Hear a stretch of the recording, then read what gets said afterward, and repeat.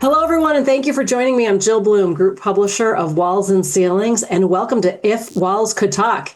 It's always an honor to have with me my great friend, Trent Cotney, partner of Adams and Reese. Happy New Year, Trent. Thanks for joining me. Happy New Year, Jill. Looking forward to a great 2026. It is going to be a great 2026, and based even on the research, we've got a lot of optimism, even though 2025 may have been a little tough at times. But what's really important for us, I think, to talk about today, Trent, is a follow-up to what we talked about the last time, or some of these I-9 rates. And it's really hitting everybody. But there's some ramifications, there's some best practices, there's some common errors. What does everybody need to know? Yeah, absolutely. So, immigration, ICE raids, and I-9 audits remain top of mind for, any contractor or trade. And, we've seen huge upticks in both ICE raids and I-9 audits. And just to provide some background, I know we talked about it on a recent podcast, but an I-9 audit is where an employer will receive an NOI, a notice of inspection, and they have 3 business days to produce all of their I-9s. Typically, what the government is looking for is they're looking to see whether or not they were filled out correctly or whether or not they're maintained. Oftentimes, employers will get an I-9 audit because ICE, DHS have reasonable suspicion based off another ICE raid that may have occurred, or based off, a competitor complaint or an employee complaint, whatever it might be. So they are looking for specific information. So a few things to kind of keep in mind, Jill, and these are just some high level, points that I think are important for our listeners. One is you want to be civil and professional, but definitely get counsel involved and limit communication with investigators. Recognize you want a single point of contact. Obviously, always tell the truth, but make sure that you've got counsel present and that they're advising you.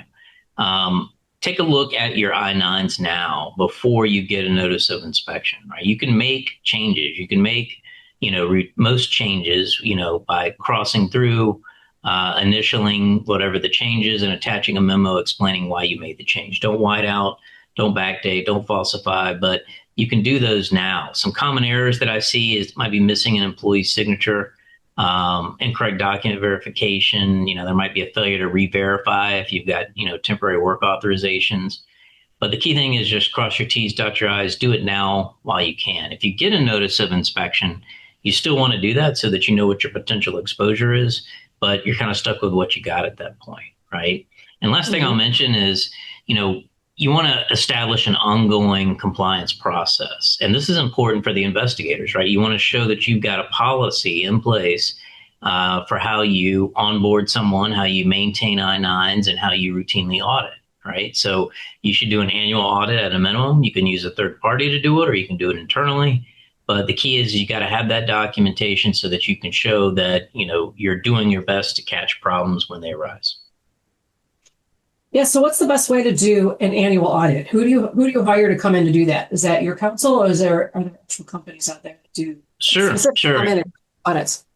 Yeah, there's a variety of different ways you can go about doing it.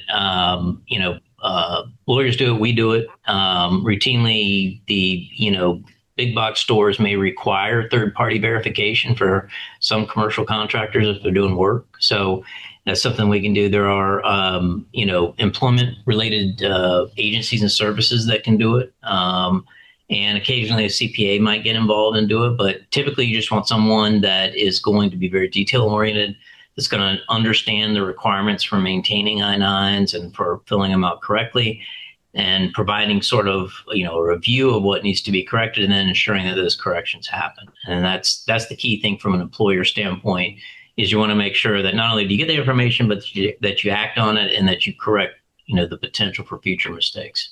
Yeah, great points. And so what should every contractor listening be doing now to establish like an ongoing compliance process?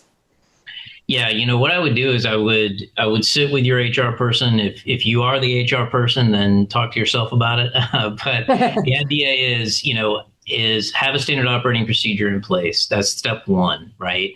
And stick to that procedure. So, I've said it a million times, Jill, but if you're purposeful and consistent, you will be successful. Okay. And there's two parts to that. Purposeful is you want to make sure that you're taking the time to do things that are going to be effective from an I-9 compliance standpoint, right? Follow the checklist. Make sure that you're following the process. You're filling out each form. You're getting the required documentation verification, and you go over everything, with a fine tooth comb before you put it in the file. Next thing that you want to do is be consistent. Follow that policy every single time. Doesn't matter how many times you've done it. Doesn't matter how many times you memorized it. Follow the checklist. If you do that, you will be successful. And again, all of that documentation, the standard operating procedure, the checklist, the audits, all of that helps show, a government investigator that you are trying to be a compliant employer. That's an important thing. It shows that you care and that you're trying to do your best to be compliant. That may be the difference between getting a technical slap on the wrist versus a significant fine. Sure. So Trent, if I am a contractor and I have a checklist that I am already using, where can I go to make sure I've got everything on my checklist? Yeah, there's a lot of great resources out there, to make sure that you've got the right information on the checklist. Check your, associations, whether it's your national, regional, or local associations. But really, if you go to the DHS website, there's a ton of great resources there. It's a government website. I think it's dhs.gov, but don't quote me on that. And they not only have the current I-9 forms, which you want to make sure that you do, that you have, but there's a great FAQ section on there that will help identify, how to properly fill out the forms. And again, if you have any questions, typically that's the website to go to because it's got a lot of simplified advice for employers that are out there. Wow, that's great advice. Well, thank you so much, Trent. Anything else? Yeah, 2026, I'm optimistic about what things look like. As you kind of mentioned, 2025 was a rough year for a lot of contractors and trades out there, but I think things are ticking up. One of the things that we're recommending that contractors do is, take a look at your insurance, get with your insurance agent. I always joke around that anybody in construction needs to have a good accountant, a good insurance agent, and a good lawyer. This is the time to lean on your insurance agent. Make sure that you're checking your commercial general liability policies, your commercial auto, and your workers' comp. Look for the exclusions, the endorsements, look for the holes. That's the important thing. And get somebody that actually knows construction, because there are a lot of insurance agents out there, but you want somebody that understands your business. They're going to be able to provide that value add to make sure that you're properly covered in the event that something happens. Sounds good. It is the time. Start fresh. Set some new goals for 2026, and here we go. All right. Well, if anybody has any questions for you, Trent, where can they find you? Where's the best way to go to find? Sure. They can always email me, trent.cotney@arlaw.com, or anywhere social @Trent Cotney. Sounds great. Now, and as always, thanks so much for your time, Trent. And if anybody has any questions for us, it's roofingcontractor.com or wconline.com. Follow us on all our social media channels.